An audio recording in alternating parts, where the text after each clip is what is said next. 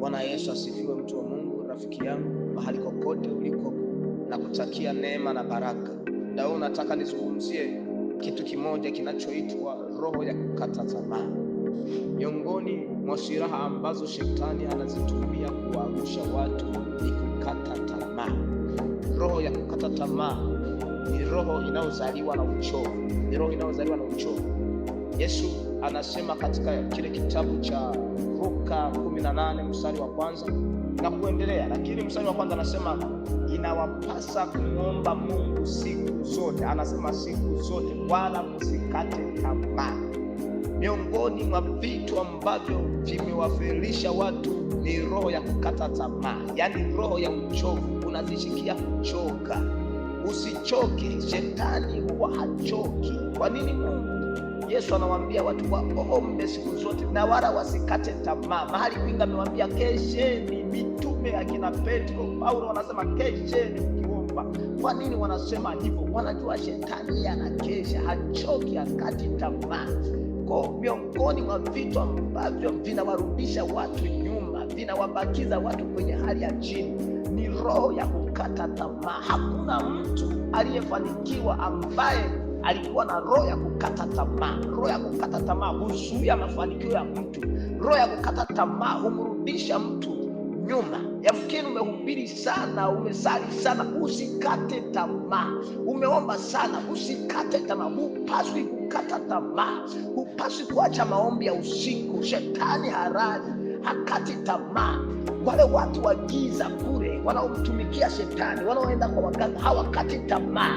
Anapeleka kuku kila siku, kondoo kila siku, ni mtowaji kwa waganga wa kila siku, hakati tamaa. Wanaofanya uzinzi hawakati tamaa kuhonga, wanahonga kila mara na hawaoni faida, lakini wanahonga tu, hawakati tamaa. Na unayemtumikia Mungu hupaswi kukata tamaa. Kumtumikia Mungu, kukata tamaa ni silaha kubwa ya shetani, kukuangamiza wewe, kukudhoofisha wewe. Mbinguni hawataingia watu wanaokata tamaa, hawawezi kuingia hao watu. Ni kweli tunapitia mateso mengi, lakini Yesu alishapita kwenye njia yote ambayo sisi tutaipita. Akapita, baadaye akarudi akasema atakayevumilia hadi mwisho, huyo ndiye atakayeokoka. Maana alishapita, akajua huko mbele pako vizuri. Kuna mabonde unakutana nayo, kuna milima unakutana nayo. Hupaswi kukata tamaa. Mtu aliyefanikiwa, mtu anayetafuta kufanikiwa, hakati tamaa. Ninakuombea roho ya kukata tamaa isiwe juu yako, isiwe ndani yako. Yamkini wakati mwingine maombi ya usiku unasikia uchovu, hiyo ni roho ya kukata tamaa. Acha. Yeremia 6 mstari wa 5 anasema, basi inukeni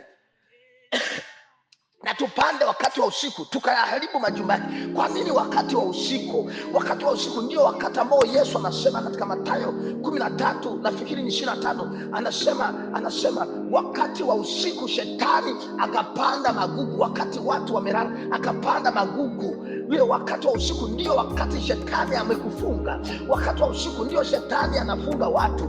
Wakati wa usiku ndio shetani anawaharibu watu, ndio wachawi wanafanya kazi. Roho za uharibifu nyingi zinafanyika usiku. Uharibifu mwingi unafanyika usiku.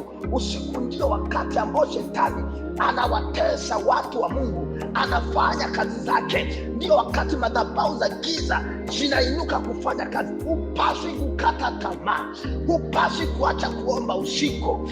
Omba usiku, tena sio kwa uchovu, kwa nguvu. Maana adui usiku hufanya kazi kwa nguvu, hakati tamaa. Kwa nini unakata tamaa? Kwa nini unasikia kuchoka? Kwa nini unasikia labda niende kwa waganga? Hupaswi kukata tamaa. Yamkini umeugua kwa muda mrefu, hupaswi kukata tamaa. Usichoke kumtafuta Mungu. Biblia inasema katika kile kitabu cha Ufunuo, nafikiri ni sura ya 2 mstari wa 10, uwe mwaminifu hata kufa. Usichoke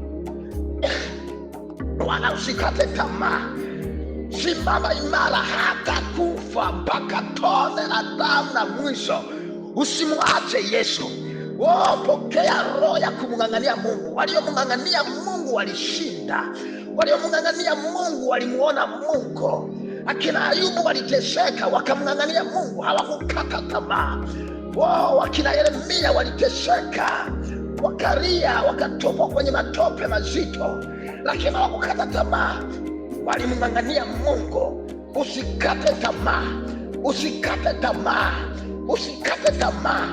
Mng'ang'anie Mungu, simama na Mungu, ipo siku atakusaidia. Ninakuombea katika jina la Yesu, usichoke kuomba, usichoke kumtolea Mungu sadaka zako zote.